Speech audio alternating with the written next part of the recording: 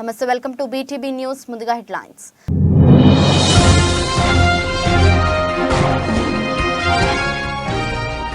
గాజాలో ఐరాస సేవలు నిలిపేయాల్సిందే తేల్చి చెప్పిన Israel.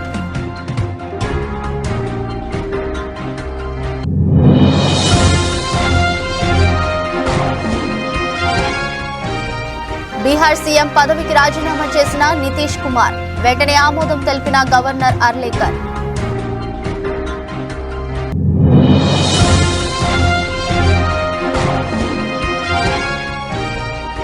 TDP MP Galla Jayadev కీలక నిర్ణయం, రాజకీయాల నుంచి తప్పుకుంటున్నట్లు వెల్లడి.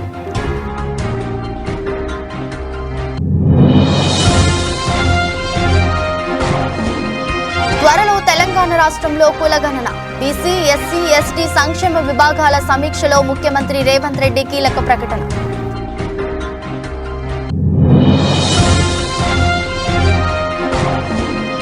ఇక్కడ ఉన్నది అభిమన్యుడు కాదు, అర్జునుడు. జిల్లా భీమిలి నుంచి ఎన్నికల సమర శంఖారావం పూరించిన వైఎస్ జగన్.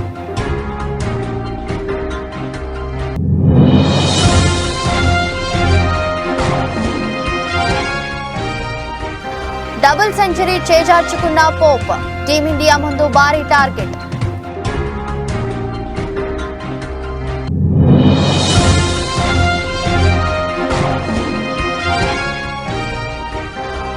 మా ఇంట్లో 2 పద్మవిభూషణ్ గ్రహీతలు, ఆసక్తికర విషయాన్ని షేర్ చేసిన ఉపాసన.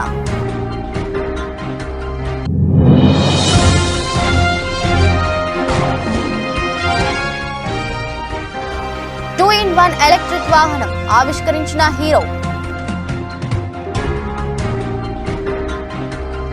గాజాలో పాలస్తీనా వాసులకు ప్రత్యేకించి యుద్ధ బాధితుల అభివృద్ధి పునరావాసం కోసం ఐరాస అనుబంధ ఐక్యరాజ్య సమితి పాలస్తీనా శరణార్థుల పునరావాస పనుల సంస్థ సాయంపై ఇజ్రాయెల్ విదేశాంగ మంత్రి కాట్జ్ కీలక వ్యాఖ్యలు చేశారు. యుద్ధం ముగిసిన తర్వాత గాజాలో UNRWA కార్యకలాపాలు నిలిపేయాలని కోరుతున్నట్లు ఎక్స్ వేదికగా పోస్ట్ చేశారు. అంతేకాదు UNRWA నాయకత్వాన్ని మార్చాలని కూడా డిమాండ్ చేశారు. శాంతి, డెవలప్మెంట్ కోసం పనిచేసే సంస్థలను ఏర్పాటు చేయాలని కోరారు. ఇందుకోసం అమెరికా, EU దేశాల మద్దతు కూడా కూడగడుతున్నట్టు పేర్కొన్నారు. ఇజ్రాయెల్ మంత్రి వ్యాఖ్యలపై హమాస్ తీవ్రంగా మండిపడింది. పాలస్తీనా ఎండ్ల రక్షణ కోసం పనిచేస్తున్న అంతర్జాతీయ సంస్థలను భయపెట్టడానికి ఇజ్రాయెల్ ప్రయత్నిస్తుందని ఆరోపించారు. గతేడాది అక్టోబర్ 7వ తేదీన హమాస్ జరిపిన మారణ హోమంలో కొందరు UNRWA ఉద్యోగుల పాత్ర ఉన్నదని ఇజ్రాయెల్ ఆరోపించింది. ఈ విషయమై తమ వద్ద గల ఆధారాలను సంబంధిత సంస్థ ఉన్నతాధికారులకు అందజేసింది. దీంతో హమాస్ దాడిలో ప్రమేయం ఉన్నట్లు అనుమానిస్తున్న ఉద్యోగులను UNRWA తొలగించింది. మానవతా సాయం అందించే తమ సంస్థను రక్షించుకోవడానికే ఈ నిర్ణయం తీసుకున్నామని UNRWA కమిషనర్ జనరల్ ఫిలిప్ లజారిన్ తెలిపారు. UNRWA నుంచి ఈ ప్రకటన రాగానే ఈ సంస్థకు అమెరికా అదనపు నిధులు మంజూరు చేయకుండా నిలిపేసింది. పూర్తి స్థాయిలో సమీక్షించాకే ఆర్థిక సాయంపై ముందుకెళ్లాలని నిర్ణయించినట్లు సమాచారం. హమాస్ దాడిలో సుమారు 12 మంది UNRWA ఉద్యోగులకు సంబంధం ఉన్నట్లు అనుమానాలు వ్యక్తమవుతున్నాయి. దీంతో ఈ సంస్థకు ఆస్ట్రేలియా, కెనడా కూడా నిధులు విడుదల చేయకుండా నిలిపేశాయి. ఈ నేపథ్యంలో ఇజ్రాయెల్ మంత్రి కాట్జ్ వ్యాఖ్యలకు ప్రాధాన్యం ఏర్పడింది. That the provisional measures that we sought to be addressed would be addressed by the court. And I believe if you read the convention very carefully, the matter of how a war or conflict is conducted is not elaborated. I would have wanted that the word cessation is included in the judgment. I have no way that I'm going to say I'm disappointed. I hoped for it. But the fact of delivering humanitarian aid, the fact of taking measures that reduce the levels of harm against persons who have no role in what Israel is combating, for me requires a ceasefire. And I believe Israel would have to attend to how it conducts its search for the hostages and for those Hamas individuals who carried out the October 7th attack. What's the next step? I've never really been hopeful about Israel, but Israel has very powerful friends who I hope will advise Israel that they should act. Israel's commitment to international law is unwavering. Equally unwavering is our sacred commitment to continue to defend our country and defend our people. Like every country, Israel has an inherent right to defend itself. The vile attempt to deny Israel this fundamental right is blatant discrimination against the Jewish state, and it was justly rejected. The charge of genocide leveled against Israel is not only false, it's outrageous, and decent people everywhere should reject it. Our war is against Hamas terrorists, not against Palestinian civilians. We will continue to facilitate humanitarian assistance and to do our utmost to keep civilians out of harm's way, even as Hamas uses civilians as human shields. We will continue to do what is necessary to defend our country. Bihar ముఖ్యమంత్రి నితీష్ కుమార్ తన పదవికి రాజీనామా చేశారు. ఈ ఉదయం రాజ్ భవన్ కు వెళ్లి governor Rajendra Arlekar కు తన రాజీనామా లేఖను సమర్పించారు. రాష్ట్రంలో తాము మహాకూటమితో పొత్తును తెంచుకోవాలని నిర్ణయించుకున్నామని ఆయన గవర్నర్ కు తెలిపారు. ఉదయం జేడీయూ ఎమ్మెల్యేలతో సమావేశం అనంతరం నితీష్ రాజ్ భవన్ కు వెళ్లి గవర్నర్ కు రాజీనామా లేఖ ఇచ్చారు. నితీష్ రాజీనామాకు గవర్నర్ ఆర్లేకర్ ఆమోదం తెలిపారు. కొత్త ప్రభుత్వం కొలువు తీరే వరకు ఆపద్ధర్మ ముఖ్యమంత్రిగా కొనసాగాలని సూచించారు. సీఎం పదవికి రాజీనామా చేసిన నితీష్ కుమార్ బీజేపీతో కలిసి రాష్ట్రంలో కొత్త ప్రభుత్వాన్ని ఏర్పాటు చేయబోతున్నట్లు ప్రచారం జరుగుతుంది. సీఎంగా మళ్లీ ఆయనే ప్రమాణ స్వీకారం చేయనున్నట్లు తెలుస్తుంది. అయితే బీజేపీకి కూడా ముఖ్యమంత్రి పదవి కోసం పట్టుబడుతున్నట్లు మరో ప్రచారం జరుగుతుంది. తాజా పరిణామాల నేపథ్యంలో ఏం జరుగుతుందనేది మరికొన్ని గంటల్లో తేలే అవకాశం ఉన్నది. గవర్నర్ కు రాజీనామా లేఖ ఇచ్చిన అనంతరం నితీష్ కుమార్ మీడియాతో మాట్లాడారు. తాను గవర్నర్ ను కలిసి సీఎం పదవికి రాజీనామా చేశానని, రాష్ట్ర ప్రభుత్వాన్ని రద్దు చేయాలని కోరానని తెలిపారు. దేశంలో ఇండియా కూటమి బలహీన పడిందని వ్యాఖ్యానించారు. आप सब लोगों को हम बता देते हैं कि आज हमने इस्तीफा दे दिया. समझ गए ना?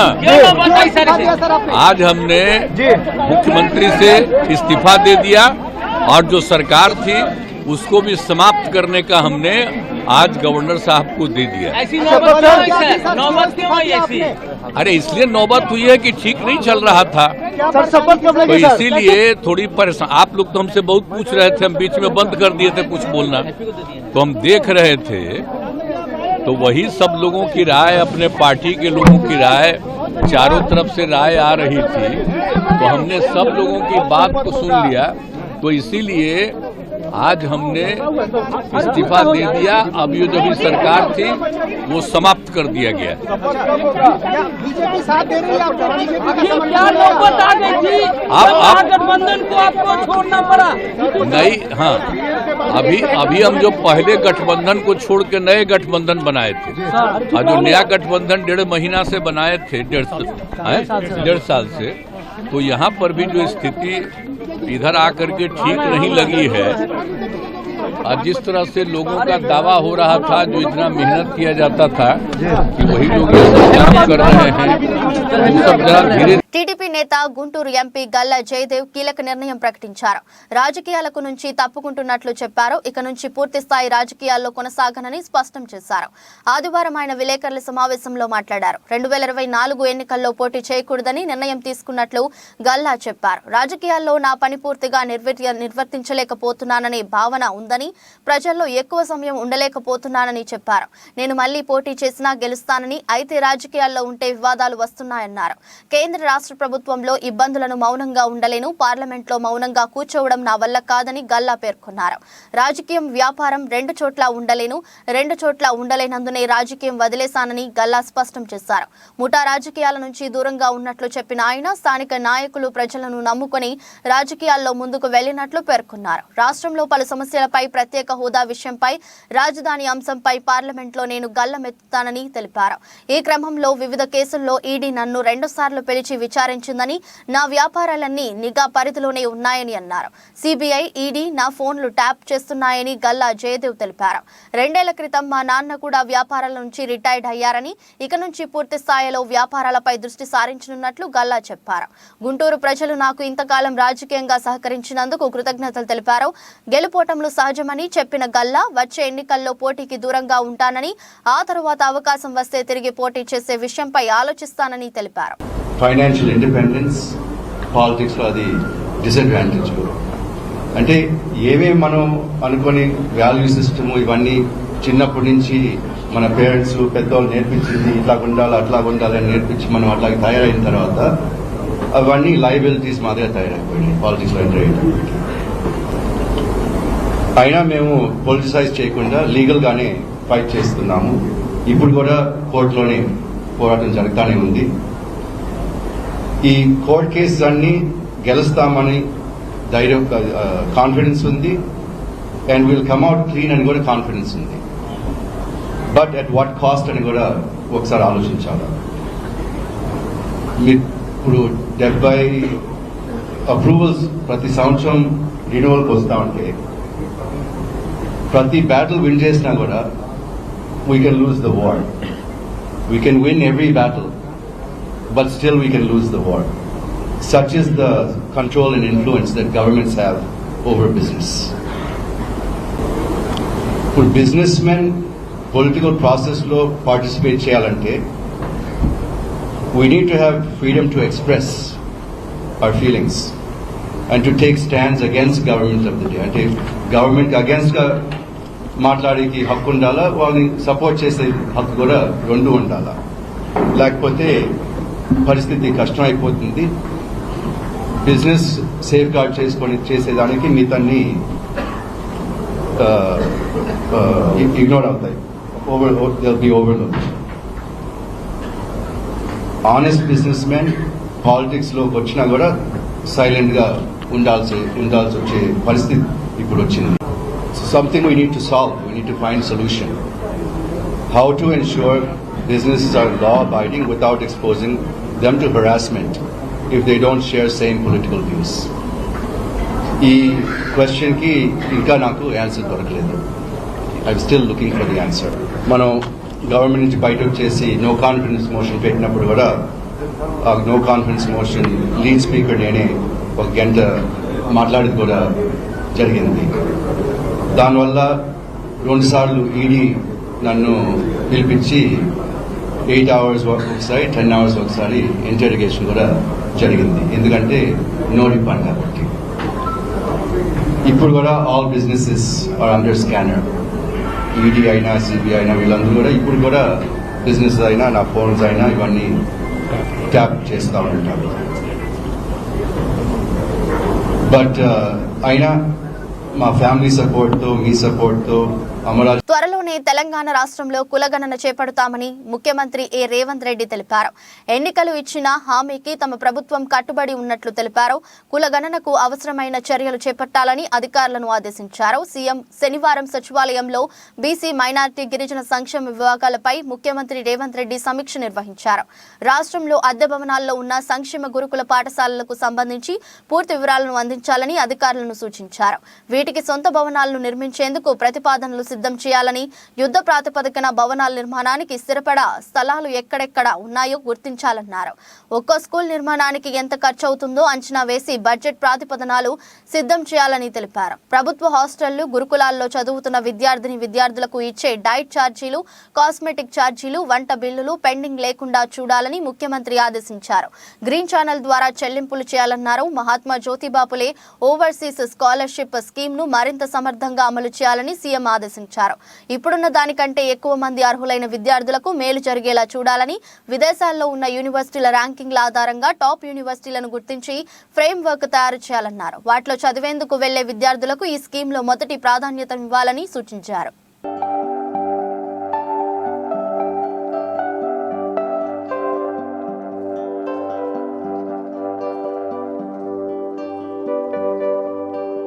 వైఎస్ఆర్సీపీ అధినేత విశాఖ జిల్లా భీమిలి నుంచి ఎన్నికల సమర శంఖారావం పూరించారు. సిద్ధం పేరుతో భీమిలిలో నిర్వహించిన భారీ బహిరంగ సభకు ఉత్తరాంధ్రలోని 34 నియోజకవర్గాల నుంచి వైసీపీ శ్రేణులు పెద్ద సంఖ్యలో తరలివచ్చారు. అభిమానులు, కార్యకర్తలతో సభస్థలి నిండిపోయింది. ఈ సందర్భంగా పార్టీ శ్రేణులను ఉద్దేశించి జగన్ ఉద్వేగంగా ప్రసంగించారు. ఎన్నికల సమరానికి క్యాడర్ను సిద్ధం చేస్తూ సమర శంఖం పూరించారు వైఎస్ జగన్. కురుక్షేత్ర యుద్ధంలో అర్జునుడిలా పోరాడుతున్న తనకు అండగా నిలవాలని శ్రేణులను పిలుపునిచ్చారు. పిలుపునిచ్చారు. భీమిలి వేదికగా జరిగిన సిద్ధం సభకు తరలివచ్చిన ఉత్తరాంధ్రలోని 34 నియోజకవర్గాల నేతలు కార్యకర్తలకు 175 అసెంబ్లీ 25 పార్లమెంట్ స్థానాల్లో విజయమే లక్ష్యంగా పనిచేయాలని కర్తవ్య బోధ చేశారు. వైసీపీ అధినేత రాష్ట్రంలోని ప్రతి ఇంటికి సంక్షేమం అందిస్తున్నామని, ప్రభుత్వం చేసిన మంచి పనులే మనల్ని గెలిపిస్తాయని స్పష్టం చేశారు. ఈ యుద్ధంలో 175కి 175 సీట్లు గెలిపే మన లక్ష్యమన్నారు. దేవుడి దయ, ప్రజల మద్దతు ఉన్నంత కాలం ఎవరికీ బెదరనని చెప్పుకొచ్చారు. ఓవైపు 56 నెలల పాలనలో జరిగిన అభివృద్ధి సంక్షేమాన్ని వివరిస్తూనే టీడీపీ, జనసేన కూటమిపై విమర్శల బాణాలు సంధించారు. సీఎం జగన్ చంద్రబాబుకు ఒంటరిగా పోటీ చేసే ధైర్యం లేక దత్తపుత్రుడితో పాటు ఇతరుల కోసం వెంపలాడుతున్నారని ఆరోపించారు. చంద్రబాబుకు 175 స్థానాల్లో పోటీకి అభ్యర్థులు కూడా లేరని జగన్ వ్యాఖ్యానించారు. ప్రభుత్వం నుండి లబ్ధి పొందిన వర్గాలే తనకు స్టార్ క్యాంపెయినర్ ని చెప్పారు జగన్. కుప్పం నుంచి ఇచ్చాపురం దాకా ఏ గ్రామానికి వెళ్లినా వైసీపీ ప్రభుత్వం జగన్ మార్క్ పాలన కనిపిస్తుందని చెప్పారు. లంచాలు, వివక్షతకు తావు లేకుండా పథకాలు, పాలన అందిస్తున్నామని జగన్ చెప్పుకొచ్చారు. వైసీపీది వయసుతో పాటుగా మనసు, భవిష్యత్తు ఉన్న పార్టీగా జగన్ పేర్కొన్నారు. వచ్చే 2 నెలలు రాష్ట్రంలో జరిగేది యుద్ధమేనన్నారు. సీఎం జగన్ నేతలు, కార్యకర్తలు సైన్యంగా పనిచేయాలని చెప్పారు. ఓవైపు ప్రభుత్వ పథకాలను వివరిస్తూనే సోషల్ మీడియాలో ప్రతిపక్షాలు చేసే దుష్ప్రచారాలన్నీ తిప్పికొట్టాలని నిర్దేశించారు. మొత్తానికి మొదటి సిద్ధం సభతోనే క్యాడర్ లో జోష్ పెంచారు వైసీపీ అధినేత. వెన్నుపోట్లు, పొత్తులు, ఎత్తులు, జిత్తుల పద్మవ్యూహం కనిపిస్తా ఉంది అక్కడ. కానీ పద్మవ్యూహంలో చిక్కుకొని వారి బాణాలకు బలైపోవడానికి ఇక్కడ ఉన్నది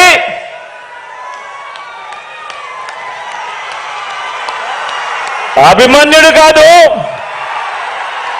ఇక్కడ ఉన్నది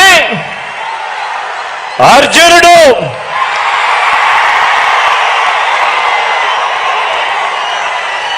ఆ అర్జునుడికి తోడు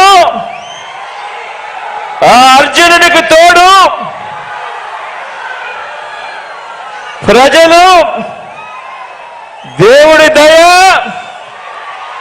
ఇక్కడ ఉన్న నా అన్నదమ్ములు, నా అక్క చెల్లెమ్మలందరూ, ఇంతమంది కార్యకర్తలు, ఇంతమంది అన్నదమ్ములు, ఇంతమంది తోడు కృష్ణుడి రూపేణ మీ అర్జునుడికి, మీ బిడ్డకు ఇంతటి అండదండలిస్తా ఉన్న పరిస్థితులు ఇక్కడ ఉన్నాయి. కాబట్టి మీ బిడ్డ భయపడడు, మీ బిడ్డ తునకడు. మీ బిడ్డకు మీ అందరి అండదండలు ఉన్నంత కాలం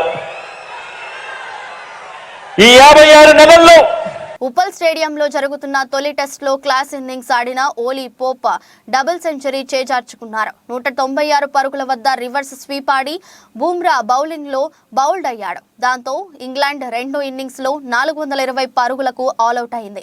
టీమిండియా 231 పరుగుల లక్ష్యాన్ని నిర్దేశించింది. ఓవర్ నైట్ స్కోర్ 148తో క్రీజులోకి వచ్చిన పోప్ 4వ రోజు అదే జోరు కనబరిచాడు. తొలి సెషన్లో రివర్స్ స్వీప్ షాట్లతో అలరించాడు. భారత బౌలర్ల సహనాన్ని పరీక్షిస్తూ ఇంగ్లాండ్ స్కోర్ 400 దాటించాడు. టామ్ హార్డ్లే కలిసి 8వ వికెట్కు 80 పరుగులు జోడించి ఇంగ్లాండ్ ఆధిక్యాన్ని 200 దాటించాడు. అయితే హార్డ్లేను అశ్విన్ సూపర్ డెలివరీతో బౌల్డ్ చేసిన తరువాత ఓవర్లోనే జాడేజా మార్క్ ఫుడ్ని అవుట్ చేశాడు. అనంతరం బంతి అందుకున్న బూమ్రా పోప్ డబుల్ సెంచరీ కలను కల్లలు చేశాడు. భారత బౌలర్లలో బూమ్రా 4 వికెట్లు, అశ్విన్ 3, జడేజా 2 వికెట్లు పడగొట్టారు.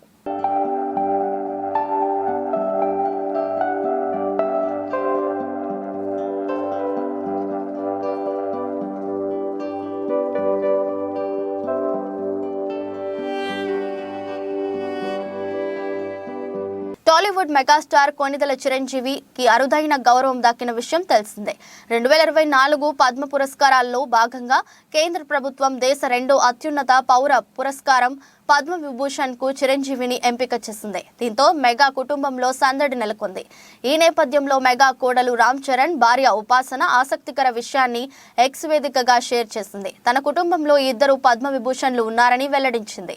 ఈ మేరకు ఎక్స్ వేదికగా పోస్ట్ పెట్టింది. ఇప్పుడు మా కుటుంబంలో 2 పద్మ విభూషణ్ అవార్డు గ్రహీతలు ఉండటం గౌరవంగా ఉంది. ఒకరు మా తాతయ్య డాక్టర్ ప్రతాప్ సి రెడ్డి, ఇంకొకరు మా మామయ్య డాక్టర్ చిరంజీవి కొనితల. మా కుటుంబానికి ఇంతటి విశిష్ట గౌరవం దక్కడం ఆశీర్వచనంగా భావిస్తున్నామంటూ చెప్పుకొచ్చింది. ఈ మేరకు 2 కలిసి ఉన్న ఫోటోను షేర్ చేసింది. ప్రస్తుతం ఈ ట్వీట్ వైరల్ అవుతుంది.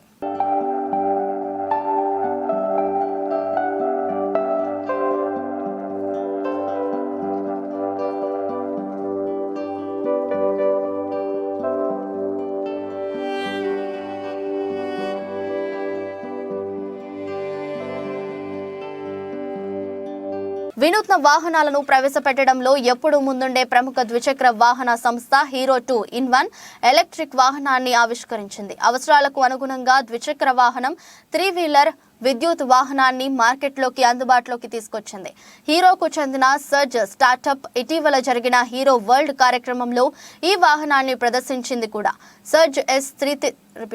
సర్జ్ S32 పేరుతో పిలువబడే ఈ వాహనం అవసరాలకు తగ్గట్టుగా కావాల్సిన విధంగా కేవలం 3 నిమిషాల్లోనే మార్చుకోవచ్చునని తెలిపింది. వ్యాపార అవసరాల కోసం 3 చక్రాలుగాను, వ్యక్తిగత అవసరాల కోసం ద్విచక్ర వాహనంగా మార్చుకునే వీలుంటుంది. ఈ వాహనం 2 వేరువేరు సామర్థ్యాలతో రూపొందించింది. 11 కిలోవాట్ల బ్యాటరీ కలిగిన 3 చక్రాల వాహనం టాప్ స్పీడ్ 50 కిలోమీటర్ల కాగా 500 కిలోల సరుకు బరువును మోసుకెళ్లగలదు. 3 కిలోవాట్ల బ్యాటరీతో తయారు చేసిన ద్విచక్ర వాహనం గరిష్టంగా 60 కిలోమీటర్ల వేగంతో ప్రయాణించనుంది.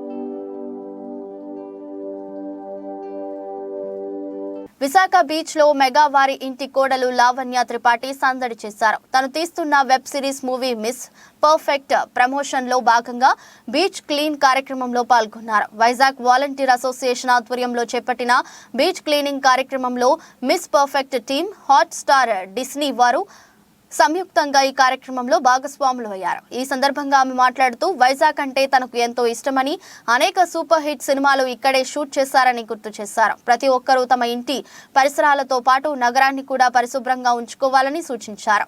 బీచ్ క్లీనింగ్ లో పాల్గొనడం ఎంతో సంతోషంగా ఉందని పేర్కొన్నారు.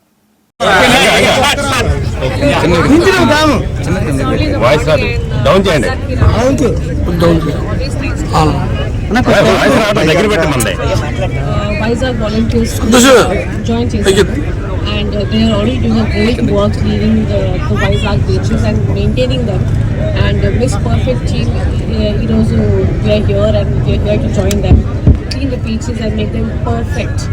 And when I show Miss Perfect, second of it we release on streaming on Disney Plus Hotstar, and we chudali. It's a family show and it's a beautiful rom-com and నాకు తెలిసి అందరికీ నచ్చుతుంది. అండ్ మీరు అందరూ please మీ ఫ్యామిలీతో కలిసి చూడండి. You let us know how you like it. And thank you so much and thanks for the warm welcome to Vizag. Okay, man. Thank you. This is also World Cleanliness Day from January, and we initiative of keeping the Vizag beaches clean. It's going to go on for 4 weeks, and చాలా మంది వచ్చారు. చాలా సంతోషంగా ఉంది. There's so many volunteers. అందరికీ అదే initiative, అదే goal. Keep their beaches and the city clean. Already Vizag is one of the cleanest city in India, and I can see that why it is like that. Citizens అందరికీ చాలా they love their city and అలాగే ఉండాలి. You have to love your city like you do. So అది చూసి నాకు very happy and very obviously very energized and very really looking forward to join them and cleaning the beaches. Thank you. మన web series ద్వారా కానీ ఇప్పుడు మీరు ఈ రోజు చేసే క్లీనింగ్ పబ్లిక్ ఏ మెసేజ్ ఇద్దామా? Bali, that you have to see your city as your home. మీరు ఎలా క్లీన్ చేస్తారు,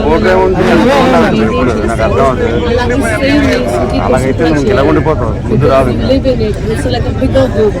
So that is our message, and I hope everyone loves Vizag cities and other cities which are clean.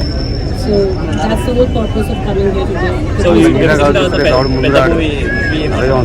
we already 2 movies finished చేసాము, and right now ఇది చాలా time కావాలి, and this one character which tries for long time. అందుకే నేను వేరే ఇప్పుడు వరకు sign చేయలేను, కానీ చేసి ముందు already 2 movies finish చేశాను. So I hope they will also release soon. Madam single use plastic కోసం చాలా ఎక్కువ Single use plastic, first thing to recycle plastic also, we can't deny the fact that we need plastic also. In few things we cannot avoid it, but what we can do is we can recycle the plastic, and then we can use it. Of course, there are so many ways you can recycle the plastic, and that's the best way to be. So I believe that we should have dustbins, which are people should put everything in recyclable dustbin. There should be more aware of all these things, and the more awareness we bring to people, the better it is for our environment. Thank you. వార్తలు ముగించే ముందు మరోసారి headlines.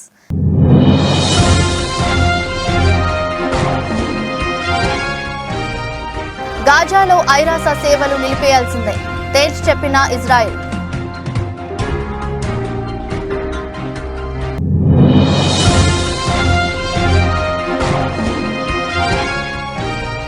Bihar CM పదవికి రాజీనామా చేసిన నితీష్ కుమార్, వెంటనే ఆమోదం తెలిపిన గవర్నర్ అర్లేకర్.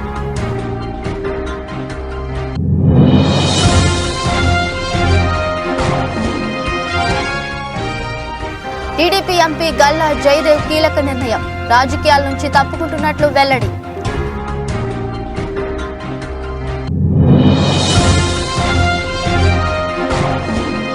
త్వరలో తెలంగాణ రాష్ట్రంలో కులగణన, బీసీ, ఎస్సీ, ఎస్టీ సంక్షేమ విభాగాల సమీక్షలో ముఖ్యమంత్రి రేవంత్ రెడ్డి కీలక ప్రకటన.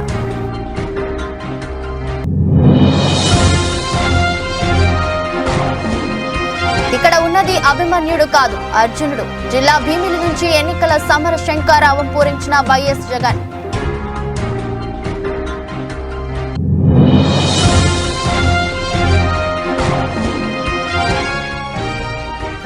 డబుల్ సెంచరీ చేజార్చుకున్న పోప్, టీమిండియా ముందు భారీ టార్గెట్.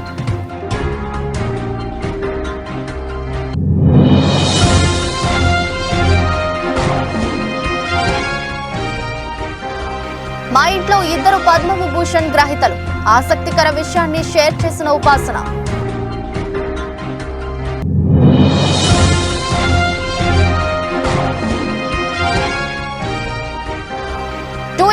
ఎలక్ట్రిక్ వాహనం ఆవిష్కరించిన హీరో. ఇది రోజు బులెటిన్. మరో బులెటిన్లో మళ్ళీ కలుద్దాం. అంతవరకు సెలవు, నమస్కారం.